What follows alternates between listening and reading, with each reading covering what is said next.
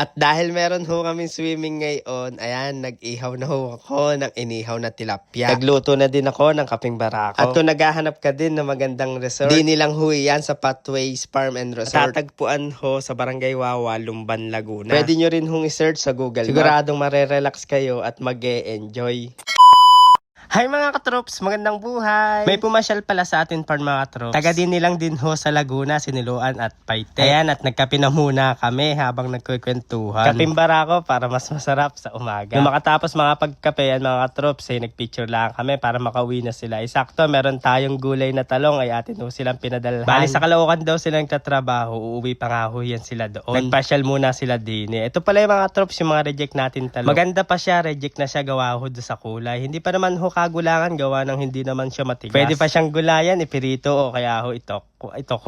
Nakalimutan ko pang padalhan sila ng upoy. Madami na palang bunga at pitasin na. Ito pala yung ibang mga talong natin. Ayan, pinamimilian ho natin yan. Pwede pa naman ho yan pampirito at pang torta. Ayan, pipitasin na natin yung ating upo. Medyo matagal-tagal na din ho natin yan napapakinabangan. Madami na rin ho nakatikim ng ating upo. Masarap na luto diyan ay bulang lang. Yung merong hong ginataan na hipon. Ay panalo na naman ang iyong tanghalian diyan. Akin na hong pinitas yung mga pitasin na. Meron pa naman natira mga pambukas na mapipitas. Diyan ko na muna ilalagay mga troops dahil mamaya dadali na ho natin iyan sa resort dahil magsiswimming tayo. Ipapadala natin doon. Yan pala yung mga reject natin talong mga troops. Diyan ko na muna nilagay. Mamaya ko na ho yan pag himay-himayin. Akin ho siyang idadry. Mag-iihaw pala ako ng tilapia mga troops. Kaya yan, magtitimpla muna tayo ng pampahin para mas masarap ho yung ating inihaw. Dini ho sa amin sa Lumban, ang inihaw ng tilapia ay talaga ho ay amin binabaak. Tapos amin ho siyang iniihaw sa bunot ho ng niyog para mas masarap. Amin ho siyang lalagyan ng asin para mas malasa yung ating tilapia. Labas at loob ay akin ho siyang lalagyan. Try nyo din ho mag-ihaw ng gayaan na pabaak. Ay promise ho sa inyo ay napakasarap ho ng lasa na yan. Tapos iihaw nyo ho sa bunot ng niyog. Promise talaga, promise. Nung masalang ko na ho yung dalawang malaking tilapia, ayan, papahilang ko na ho siya nung ginawa ko kanina na meron ho siyang langis na kasama. Nagdagdag pa ako ng dalawang tilapia sa gilid para mabilis ho tayo makapag-ihaw dahil ang iihaw ho natin ay 13 tilapia. Sila inay naman ho ay nag-aayos ng mga gamit na amin dadalhin. Si ate naman ho ay nagsasaing. Iyan naman si itay ay naghihimay naman ho ng bunot. Pinapalit niya para mas malibilis. Magdikit-dikit ho yung mga bunot. Paghugayan mga katrops luto na ay amin ho yung pipigaan ng kalamansi. Ang gagawin ko ay pupunasan ko muna tapos papatungan ko ho ng dahon ng saging. Sabay ilalagay ko diyan sa styrofoam para hindi ho siya mabilis lumamig para pagkain naman yung tanghalian ay mainit pa yung ating inihaw na tilapia. Yan ho si kuya ay nagluluto ho ng piritong talong ay pagkakasarap niyan mamaya isasaw-saw mo sa toyo na may kalamansi. Meron pa kang tulala doon sa taas, mayayain pala sa camera. Noong nakapagluto na ako, nauna na sila inay doon sa resort. Malapit lang ho yan, din sa Kubo mga trops, din lang ho yan sa Pathways Farm Resort. Nagbaon pa kasi ako ng kapimbara ko, kaya sumunod na lang ho ako sa resort. Pagkakadating ko ho sa resort, ayan, nandyan na ho sila inay. Kompleto na ho sila, nag-aayos na lang ho sila ng gamit para maya-maya laang ay magkakainan na. Naliligo na din ho sila yung iba. Diyan ho sa likod ng resort mga trops, nandiyan ho yung isang swimming pool na pwede nyo ho yan rentahan. Pwede sa mga bata dahil meron ho yan mababaw. Tapos meron din ho pang adults. Maganda din ho yung cottage mga troops at meron din ho dyan room na pwede nyong rental. Kaya nag-aayos na sila nung amin kakainin. Nung okay na ho, ay kanya-kanya ng sandok. Bahala ka na kung anong ulam ang gusto mo. Kung madaming kanin, dahil madami naman tayong kanin, pwede kang mag-unli rice diyan. Unli ulam na din sa dami ng ulam. Meron din pakwan, melon, saka mangga. Tapos meron bagoong. Ay panigurado mapapasarap na naman ang kain natin ng mangga diyan dahil sa bagoong. Dahil okay na, kaya tara, kain ho tayo mga katrops. Dini na ho kami nagtanghalian kumain sa Pathways Farm and Resort. Dini nyo ho yan matatagpuan sa Lumban, Laguna, Barangay Wawa. Para mas mabilis ho nyo mahanap, ay i-search nyo lang ho sa Google Map o Waze. Ay inyo lang hong i-search yung Pathways Farm and Resort ng Barangay Wawa, Lumban, Laguna. Pagkatapos ko hong kumain at magkape, ay maya-maya, ay papakita ho ko sa inyo mamaya kung gaano kaganda din. Dinala ko na din yung pamalakasang Contelmo na 3.2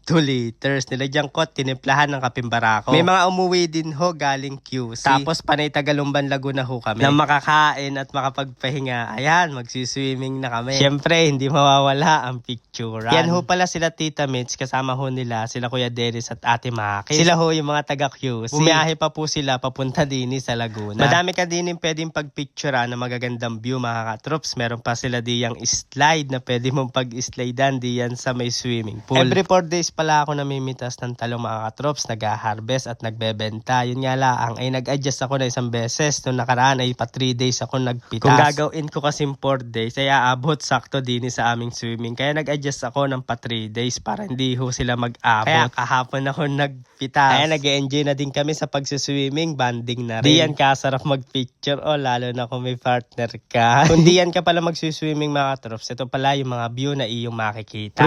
Probinsya ho talaga ang iyong makikita mga katrops. Makikita mo diyan yung Laguna Lake, mga halaman, puno at makakalanghap ka pa ng mga sariwang hangin. Kaya talagang diyan ay makakapag-relax ka talaga at makakapag-enjoy. At kung mahilig ka namang kumanta ay pwede ka magrenta diyan ng video. May mga makikita ka din diyan mga katrops, mga kalabaw. Baka makita mo pa nga si Carla diyan. Ay pag-alaga pa naman si Kalo. Tapos si Kalo ay baka pag nakita ka ay lumapit pa sa iyo ay magpapahimas lang naman iyo. Kita mo din ho diyan yung tobo sa Lumban, yung malaking tobo diyan sa highway. Kita rin bahagya yung Lumban marker. Bali pinakuha ko muna doon kay Jan Mags yung mga upo ko napitas kanina. Tapos si kuya naman ay nag-harvest ng talong. Nagpakuha na din ako ng chili garlic oil ko na wala pang label. Di pa kasi ako nakakapagpaprint ng sticker. Baka mga next weeks na siguro mga katrops. Kaya pwede na kayong umorder sa akin. Kaya pasensya na ho diyan sa mga hindi ko pa napapa-order. Kaya nyo next week ay magpapa-order na tayo. Dahil pauwi na ho sila ng QC mga katrops. Kaya magpipicturan muna kami bago ho sila mag-uwi. Yan ho yung ginawa natin chili garlic oil yung nakaraan linggo. Saka yung pinitas kong upo kanina, fresh na fresh. Nagpatulong na din ako kay Jan Mags sa pagbubuhat. Kaso lang ay binuhat na din niya lahat. Ayan pala si Kuya Dennis. Yung mga gulay, ayan, nilagay na ho namin sa likod ng kanilang sasakyan. Tamang-tama diyan, itorta, itlog na lang kulang. Ay may masarap ka ng ulam. Bago sila umalis, syempre magkukwentuhan muna bago mag-iwalay. Pag diyan talaga, hindi ka talaga maubusan ng kwento. Bale sila Ate Makis ay uuwi na ho sila ng QC. Kami naman ho ay magsiswimming pa. Mamaya pa kami uwi dahil Tagalumban lang din naman kami. Dahil magbababad pa kami diyan sa swimming pool. Ingat po sa biyahe, ride safe, lalo na ho sa mga babiyahe diyan mga katrops ay mag-iingat ho tayo palagi. Kaya maraming salamat ho sa inyo mga katrops. Love, love!